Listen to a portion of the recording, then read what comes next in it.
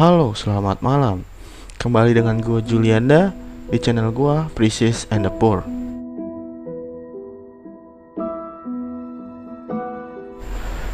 Kanibalisme. Kalian tahu kanibalisme?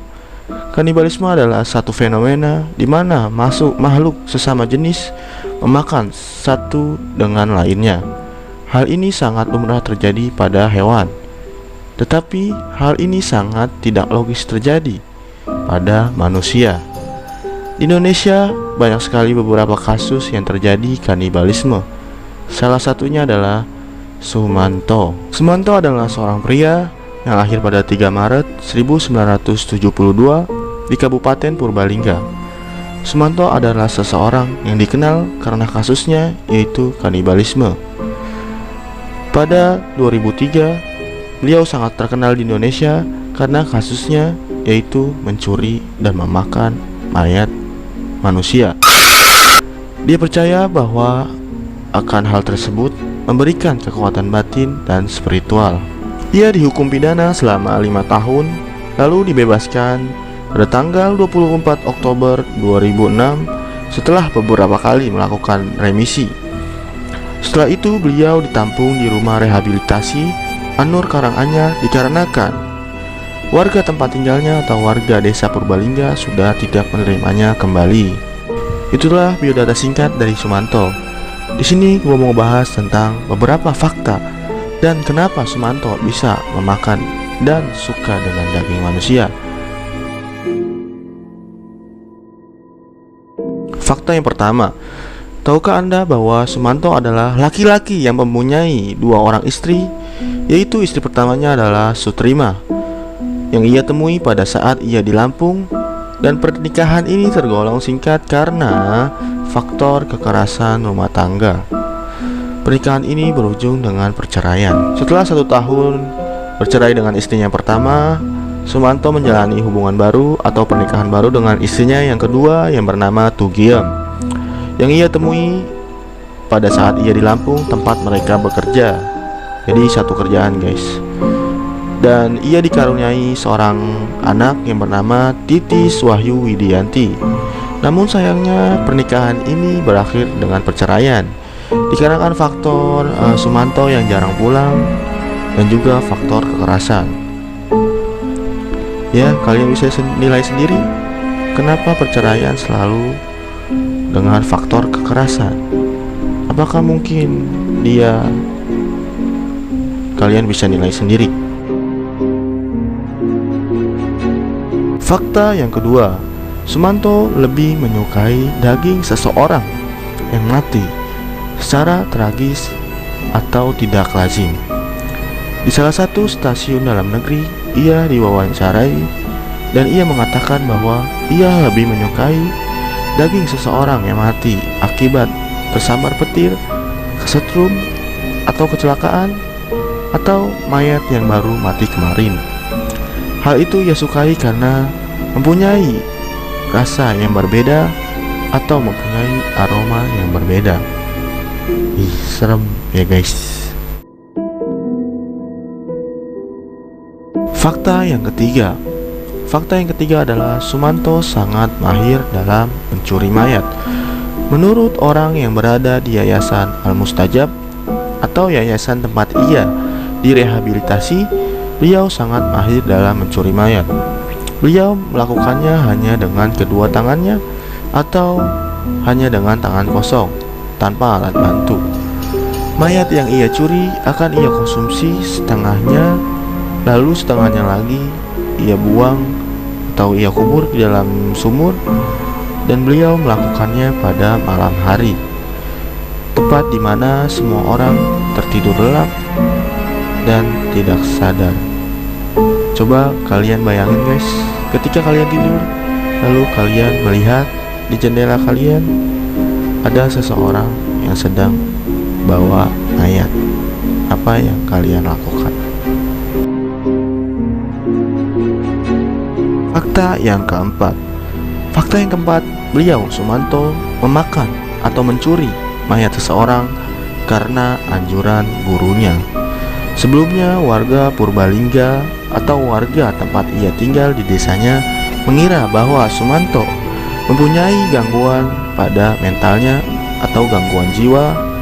Namun ketika pihak kepolisian menanyakan, ia mengakui bahwa ia melakukan hal tersebut dikarenakan keinginannya memiliki salah satu ilmu hitam. Ia melakukannya atas anjuran gurunya yang bernama Taslim.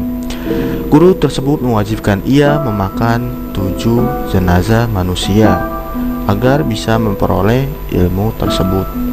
Ilmu tersebut adalah ilmu kebal atau tahan pada senjata tajam, ilmu ketenangan batin, dan juga ilmu bisa menghidupkan orang yang sudah meninggal.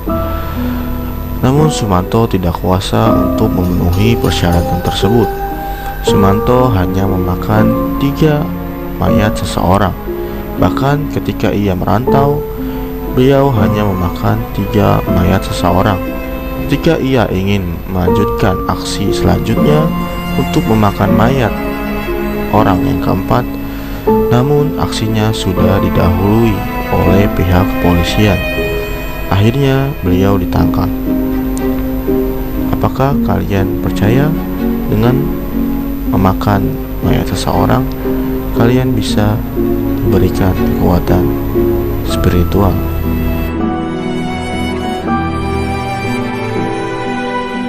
Fakta yang kelima adalah Sumanto mengatakan mayat seseorang yang baik itu lebih enak rasanya.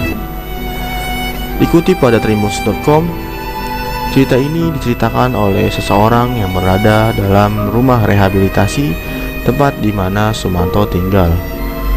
Suatu ketika Sumanto pernah ditanya oleh seorang mantan menteri.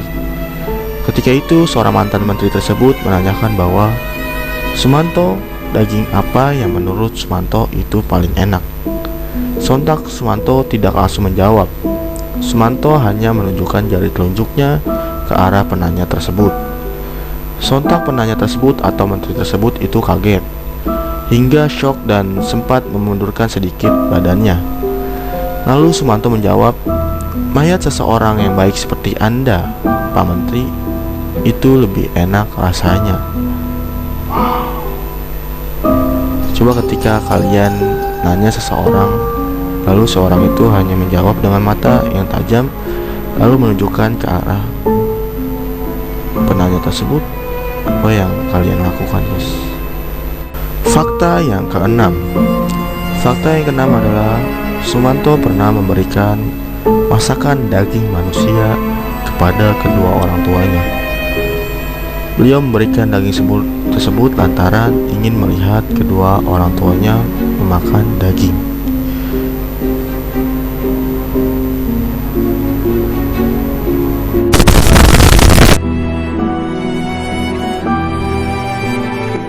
Oke guys, ini fakta yang terakhir. Fakta yang ketujuh, kenapa Sumanto memakan dan mencuri daging manusia? Dikarenakan faktor ekonomi. Seperti diketahui bahwa Sumanto terlahir pada garis kemiskinan, dan juga ia terlahir pada perekonomian yang kurang memadai. Hal tersebut memaksanya untuk mencuri mayat dan juga memakan daging seseorang, dikarenakan lantaran beliau Sumanto berkeinginan memakan daging pada umumnya. Karena ekonomi yang kurang memadai memaksanya untuk memakan daging manusia dan mencurinya. Jadi sebenarnya faktor kemiskinan, guys. Jadi dia pengen beli daging, cuman mungkin nggak punya uang. Akhirnya jalan satu-satunya adalah ia memakan daging manusia yang sudah dikubur. Namun update terakhir bahwa Sumanto sudah membaik. Kondisinya sudah mulai membaik dan juga Sumanto sudah menjadi orang yang lebih baik lagi.